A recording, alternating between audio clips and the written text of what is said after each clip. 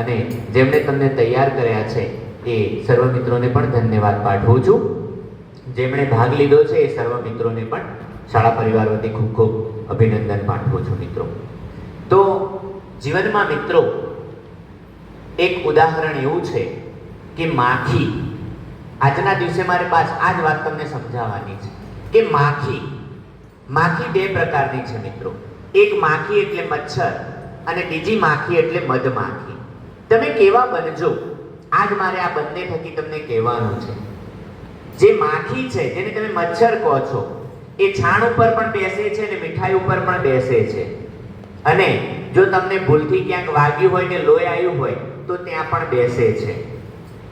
જ્યારે જે મધમાખી છે એ મધમાખીનો એક જ સ્વભાવ છે અને તે માત્ર ફૂલ ઉપર જ બેસવું. પછી ફૂલ નાનું હોય તોય બેસે અને ફૂલ મોટું હોય તોય બેસે. અને મધમાખી છે એ પોતાના જીવનની અંદર એ સરસ મજાના મધપૂડાની અંદર એ જીવનનું એક ભાતું તૈયાર કરે છે, એટલે કે મધ તૈયાર કરે છે. અને જે માખી છે એ માખી એ ક્યાં બેસે એનું નક્કી નથી મિત્રો એના જીવનનું. એટલે જીવનમાં મિત્રો મધમાખી જેવા બનજો કે તમે માત્ર મધ જ ભેગું કરી શકો. કારણ કે તમારા જીવનમાં તમારા મિત્રો નાના પણ હશે અને તમારા મિત્રો મોટા પણ હશે, પણ તમારે એક જ વસ્તુ યાદ રાખવાની છે કે તમારે એની અંદરથી શું લેવાનું છે. તો એના અંદરથી બે જ ગુણો ગ્રહણ કરવાના છે. એક એની સારી સુગંધ અને એક એનું સારું મધ. આ બે જ વાતોને જો તમે ગ્રહણ કરશો મિત્રો તો તમે પણ મધની જેમ ઉત્તમ થી સર્વોત્તમ બની શકશો મિત્રો. આ વાત તમારે જીવનની અંદર ગ્રહણ કરવા જેવી છે. અને ગુરુની ઘણી બધી વાતો થઈ એટલે તમને કહું કે ગુરુનો હેતુ શું હોય જીવનમાં વિદ્યાર્થી માટે, એની એક વાર્તા કહીને મારી વાત છે એને વિરામ આપું છું. મિત્રો એક ગુરુનો આશ્રમ છે ને ગુરુના આશ્રમની અંદર હજારો વિદ્યાર્થીઓ અભ્યાસ કરતા હોય છે. એક બપોરના મધ્યાહનનો સમય છે. બધા જ વિદ્યાર્થીઓ એ જમ્યા પછી એ ગુરુના આશ્રમની અંદર આરામ કરી રહ્યા હોય છે. આરામ કરી રહ્યા હોય છે એ વખતે ગુરુ એ બધા વિદ્યાર્થીઓને જોતા હોય છે કે મારા વિદ્યાર્થીઓ કેવા સરસ મજાના એ આરામનો સમય છે અને આરામ કરી રહ્યા છે. એવામાં મિત્રો અચાનક જંગલમાંથી એક સાપ આવે છે અને સાપ આવી અને એક વિદ્યાર્થી પાસે ઊભો રહે છે અને ગુરુથી આ જોવાઈ જાય છે. ગુરુ તરત ત્યાં જાય છે અને પેલો સાપ છે એ પેલા વિદ્યાર્થીને દંશ મારે ત્યારે ગુરુ એ પહેલા એને અટકાવી દે છે અને એને ગુરુ પૂછે છે કે તારું અહીંયા આવવાનું પ્રયોજન શું છે. એણે કહ્યું કે આ વિદ્યાર્થીના શરીરનું જે લોહી છે એ લોહી મારે પીવાનું છે. ગુરુ કહે કે તારે લોહી જ પીવું છે ને તો હું એના શરીરનું લોહી તને પીવડાવી દઉં છું, પણ તું અહીંયા ઊભો રહે, હું પાછો ફરું નહીં ત્યાં સુધી તું આનું વેઇટ કર, તું અહીંયા રાહ જો. ગુરુ છે થોડીક વારમાં એ આવે છે, એમના હાથમાં એક કટોરો છે, એક છરી છે અને થોડાક ઝાડના કોઈ પાંદડા છે. ગુરુ છે એ ગુરુ પેલો વિદ્યાર્થી સૂતો છે એ સૂતા વિદ્યાર્થીની છાતી ઉપર ગુરુ ઊભા રહી જાય છે અને એના ગળાની અંદર પેલો જે સાપ છે એને નક્કી કર્યું છે કે આના ગળાનું લોહી મારે પીવાનું છે. અને ગુરુ છે એ વિદ્યાર્થીના ઘરે છરીથી એક નાનો એક ઘા કરે છે અને એની અંદરથી જે લોહી આવે છે એ લોહીને પેલા વાટકાની અંદર લે છે અને પછી પેલી જે હાથમાં પત્તા છે એ પત્તાને મસળી અને વિદ્યાર્થીના ગળે લગાવી દે છે. વિદ્યાર્થી આ ક્ષણે જાગી જાય છે અને આમ કરીને ઉપર જુએ છે તો એને ખબર પડે છે કે છરી લઈને એના ગુરુ છે ને ઉપર ઊભા છે. પણ તરત ગુરુને જોયા પછી વિદ્યાર્થી છે પોતાની આંખ બંધ કરી કાઢે છે.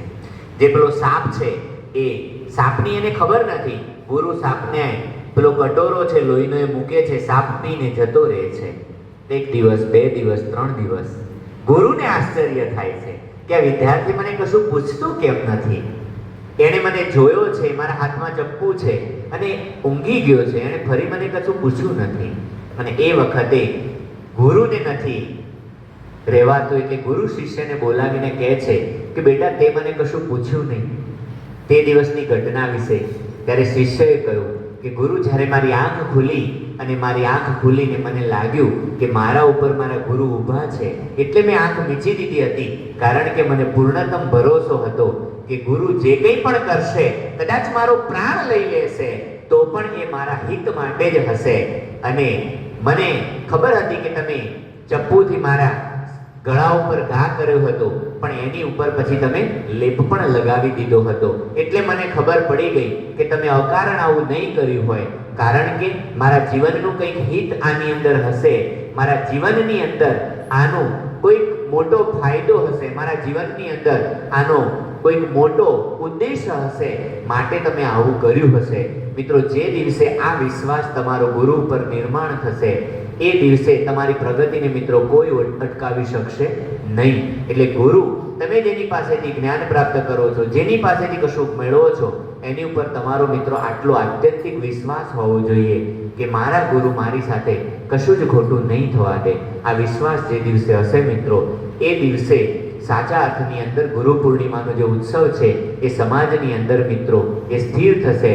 અને સમાજના વ્યક્તિની અંદર સરસ 2-4 જણાએ તો સરસ વાત કરી મિત્રો, કે જે દિવસે સમાજના પ્રત્યેક વ્યક્તિ છે એ ગુરુને ઉન્નત મસ્તકે ઉન્નતતાથી જોતો થશે. સમાજ છે ગુરુને જ્યારે ગરિમાની નજરે મિત્રો, સન્માનની નજરે જોતો થશે. અને જ્યારે મિત્રો સમાજના સ્ટેજ ઉપર એ નેતાઓની જગ્યાએ ગુરુઓનું સન્માન થશે, એ દિવસે મિત્રો સમાજની સિકલ છે એ જુદી હશે. અસ્તુ. જય હિન્દ, જય ભારત. આપ સર્વેને ગુરુ પૂર્ણિમાના ઉત્સવની શુભેચ્છાઓ પાઠવું. તમારા મિત્રોને એની તૈયારી માટે ખૂબ ખૂબ અભિનંદન પાઠવું. અને તમે તમારા જીવનની અંદર એ યશસ્વી થાઓ મિત્રો. શુભમ ભવતુ યાત્રા હજો તવ ઉર્ધ્વગામી. તમારો જે જિંદગીનો પ્રવાસ છે એ હંમેશા ઉર્ધ્વ ગતિ પામે મિત્રો. એવી સમગ્ર મારા શાળા પરિવારના મિત્રો વતી અને આ ગુરુકુળ વતી આપ સર્વેને ખૂબ ખૂબ શુભેચ્છાઓ પાઠવું. અસ્તુ. જય હિન્દ, જય ભારત.